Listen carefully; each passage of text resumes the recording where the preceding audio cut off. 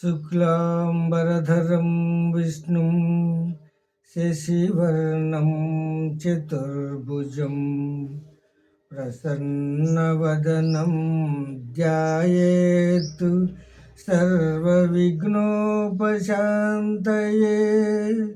अगजानन पद्मार्कं गजाननमहर्निशम्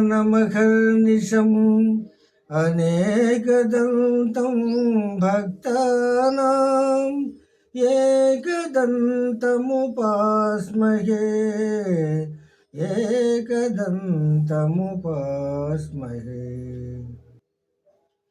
गुरुब्रह्मा गुरुविष्णुः गुरुदेवो महेश्वरः गुरु साक्षात् परब्रह्मा तस्मै श्री गुरवे नमः।